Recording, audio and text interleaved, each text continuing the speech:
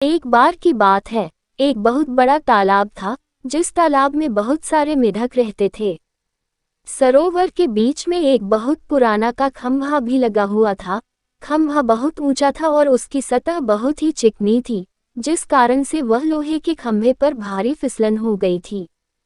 एक दिन की बात है, उस तालाब में रहने वाले मेंढकों के दिमाग में ख्याल आया कि क्यों न एक प्रतियोगिता करवाई जाए, जिसमें इस तालाब में और आसपास के रहने वाले सभी मेघ इस प्रतियोगिता में भाग ले सकेंगे और जो कोई मेघ इस प्रतियोगिता में भाग लेगा, उसे इस फिसलन भरे लोहे के खंभे पर सबसे ऊपर चढ़ना होगा और जो सबसे पहले ऊपर पहुंच जाएगा, उसे विजेता घोषित कर दिया जाएगा और उसे उचित सम्मान और उपहार से सम्मानित किया जाएगा। इस तरह उस तालाब में रहने वाले सब मेंढकों ने मिलकर प्रतियोगिता का दिन फिक्स कर दिया। इस तरह प्रतियोगिता का दिन आ गया। खंभे के चारों ओर बहुत भीड़ इकट्ठी हो गई। आसपास के इलाकों से भी कई मेढक इस प्रतियोगिता में हिस्सा लेने पहुंचे। चारों तरफ माहौल में सरगर्मी थी। हर तरफ प्रतियोगिता को लेकर शोर ही शोर था। और फिर सबके इकट्ठा होने पर प्रतियोगिता शुरू हो गई। लेकिन खंभे को देखकर भीड़ में से किसी भी मेढक को यकीन नहीं हुआ कि कोई मेढक इस खंभे के ऊपर पहुंच पाएगा। चारों ओर यही शोर हो रहा था, अरे ये बहुत कठिन है, वो कभी भी इसे नहीं जीत पाएंगे, ऊपर पहुंचने का तो कोई सवाल ही नहीं है, इतने चिकने खंभे पर नहीं चढ़ा जा सकता।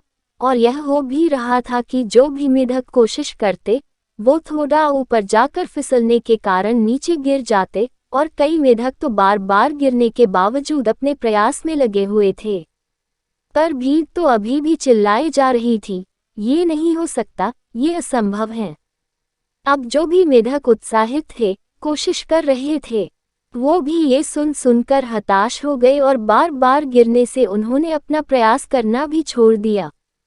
लेकिन उन्हीं मेंढकों के बीच एक छोटा सा मेढक था, जो बार बार गिरने पर भी उसी जोश के साथ ऊपर चढ़ने में लगा हुआ था और वो लगातार आहिस्ता आहिस्ता ऊपर की ओर बढ़ता रहा और आखिरकार वह खंभे के सबसे ऊपर पहुंच गया और इस तरह वह छोटा मेघ इस प्रतियोगिता का विजेता बना।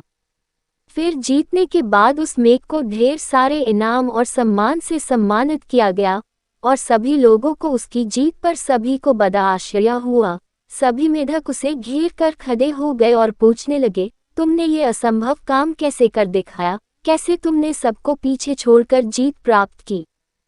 तभी पीछे से किसी मेघ ने बोला, अरे इससे क्या पूछते हो, ये तो बहरा है, ये तो किसी की सुन भी नहीं सकता, जिस कारण से इसने बिना किसी के कुछ सुने ही अपने लक्ष्य पर आगे बढ़ा और विजेता बन गया। सीख, तो अब आपको समझ आया वो मेघ कैसे जीता, क्योंकि उसके आसपास जितने भी लोग थे, सब सिर्फ शोर करके टांग खींचने वाले थे, लेकिन उस मेघ को उनकी आवाज उसको नहीं सुनाई दी, जिस कारण से वह नकारात्मक नहीं सोच पाया और वो अपने लक्ष्य पर ज्यादा फोकस कर पाया और इस तरह जीत गया।